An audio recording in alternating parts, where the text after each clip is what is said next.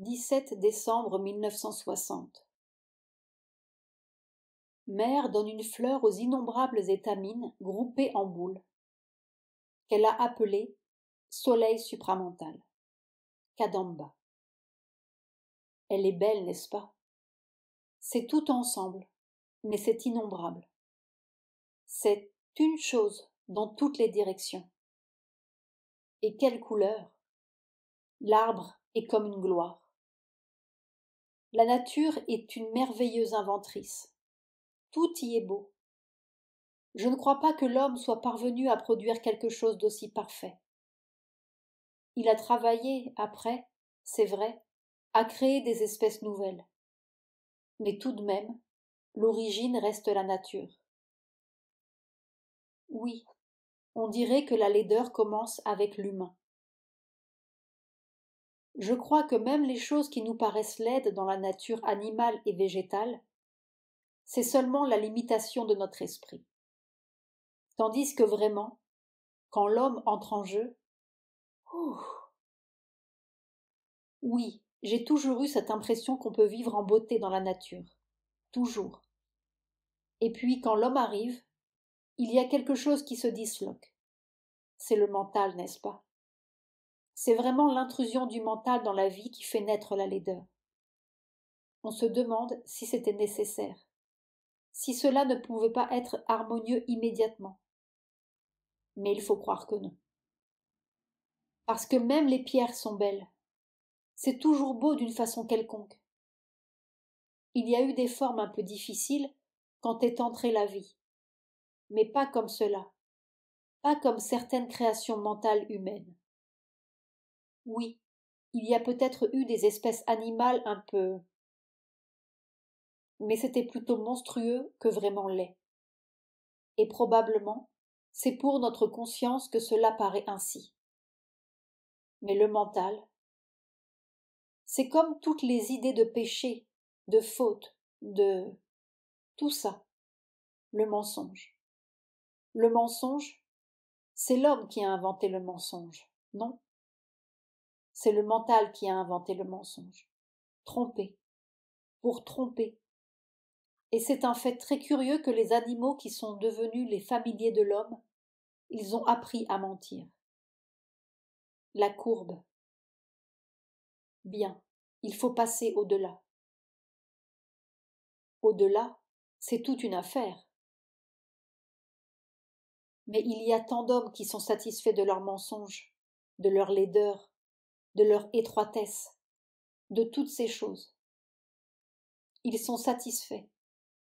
Quand on leur demande d'être autrement, ce domaine dans lequel je suis en investigation maintenant, oh, je passe des nuits entières à visiter certains endroits avec des gens que je connais ici, matériellement, à l'ashram, et que je retrouve là-bas.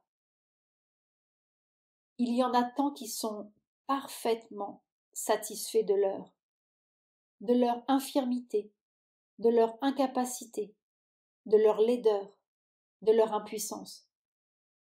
Et ils protestent quand on veut les faire changer. Encore la nuit dernière, je suis descendue là-dedans. C'était tellement gris et terne et banal, sans vie. Quand on leur dit cela, ils vous répondent: mais non, c'est très bien comme cela. C'est vous qui vivez dans des rêves. Enfin, on en sortira. Ah, tant que cela vous paraît tout à fait naturel, on ne peut pas en sortir. C'est cela le malheur. C'est quand on est résigné. On voit cela. Quand on revient en arrière à des états de conscience précédents, on voit que tout cela vous paraissait, sinon tout à fait naturel, du moins presque obligatoire. N'est-ce pas? C'est comme ça. Il faut prendre les choses comme elles sont. Et on ne pense même pas. On prend les choses comme elles sont, on s'attend à ce qu'elles soient comme elles sont. C'est l'étoffe de chaque jour qui se répète inlassablement. Et tout ce qu'on apprend à faire, c'est à tenir, à ne pas se laisser ébranler, à passer à travers tout ça. et on a l'impression que c'est sans fin, c'est interminable, presque éternel. C'est seulement quand on comprend ce qu'est l'éternel qu'on voit que cela ne peut pas être éternel. Autrement, Eh bien, cet état-là est très dangereux. Cet état d'endurance. Cette endurance qui ne se laisse bouleverser par rien. Et c'est pourtant indispensable, parce qu'il faut tout accepter avant de pouvoir rien transformer. C'est ce que Sri Aurobindo avait toujours dit. D'abord, il faut tout accepter. Accepter comme venant du divin, comme la volonté divine. Accepter sans dégoût, sans regret, sans chagrin, sans aucun énervement. Accepter avec une égalité parfaite. Et c'est seulement après cela que vous pouvez dire « Maintenant, nous allons travailler pour que ça change ». Mais travailler pour changer avant d'avoir atteint à l'égalité parfaite, c'est impossible. C'est cela que j'ai appris pendant ces dernières années. Et pour chaque détail, c'est comme cela. D'abord, que ta volonté soit faite. Et puis après, la volonté de demain. Ça disparaîtra.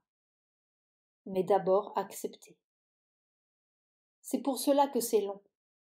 Parce que ceux qui acceptent facilement, ils se laissent comme encrouter, ensevelir là-dedans. Ils ne bougent plus. Et ceux qui voient l'avenir, qui voient ce qui doit être, ceux-là ont de la difficulté à accepter. Ils renâclent, ils protestent, ils regimbent. Et alors, ils n'ont pas de pouvoir.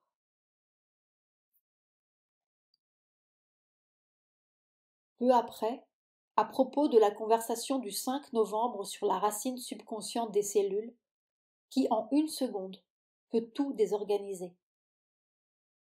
Il faut descendre là-dedans pour changer ça. Ça donne de mauvaises heures. Quand ce sera fait, alors j'aurai le pouvoir. De quand était ce texte? Du 5 novembre? Et nous sommes le 17 décembre. Ça continue. Bon. Il devrait y avoir des appareils pour noter les courbes. C'est tellement... Des fois, ça fait comme ça. Geste en flèche. Alors on a l'impression. Ça y est, j'ai attrapé la chose. Et puis ça retombe. Le labeur. Quelquefois même, on a l'impression qu'on tombe dans un trou. Vraiment un trou. Et comment en sortir? Et puis ça précède toujours une ascension en flèche et une révélation, une illumination. C'est admirable. Maintenant ça y est. Et ça dure comme cela, semaine après semaine. Il faudrait tout noter pour avoir la courbe exacte ou l'histoire vraie. Il faudrait noter à chaque minute, parce que c'est un travail constant qui se passe. N'est-ce pas, les activités extérieures deviennent presque automatiques. Et ça se passe derrière. On parle, et en même temps, ça se passe derrière. Et c'est une sorte d'oscillation, vraiment très intéressante, entre deux extrêmes, dont l'un est la toute-puissance et l'importance capitale, primordiale du physique, et sa parfaite irréalité. Et c'est tout le temps entre les deux, comme ça, geste de va-et-vient. Et les deux sont également faux, également vrais. C'est tout le temps entre les deux. Et c'est une espèce de courbe comme des éclairs électriques entre les deux. Ça monte, ça descend, ça tombe, ça remonte. Tout d'un coup, on a la claire vision que la réalisation universelle se fera avec la perfection du monde matériel, terrestre. Je dis terrestre parce que, encore, il est exceptionnel. Ce n'est pas la même chose dans le reste de l'univers. Cette espèce de petit grain de poussière, là, qui se gonfle et devient d'une importance capitale. Et puis un autre moment, alors c'est l'éternité, n'est-ce pas, pour laquelle les univers sont simplement l'expression d'une seconde, et où tout cela est une sorte de, même pas de jeu auquel on s'intéresse, mais quelque chose, une respiration qui va et qui vient, qui va et qui vient. Et alors, toute l'importance que nous donnons aux choses matérielles paraît tellement fantastiquement imbécile. Et ça va, et ça vient. Et quand cet état est là, c'est évident, indiscutable. Quand l'autre est là, c'est évident, indiscutable. Et entre les deux, il y a toutes les combinaisons et toutes les possibilités. Silence. Et le problème, c'est de tenir les deux ensemble si parfaitement qu'ils ne s'opposent plus. Ça vient une seconde. Ah, un millième de seconde comme ça. Ah, voilà. Et puis c'est fini, parti. Il faut recommencer encore. Silence. Et c'est surtout cela, ce sens de l'important et de ce qui n'est pas important. Ça, c'est une chose qui s'évanouit, qui ne laisse aucune trace. On est comme ça avec rien. Il n'y a pas d'échelle dans l'importance. Ça, c'est absolument notre imbécilité mentale, où rien n'est important, où tout est également important. Le grain de poussière là, qu'on essuie, ou la contemplation extatique, c'est tout pareil.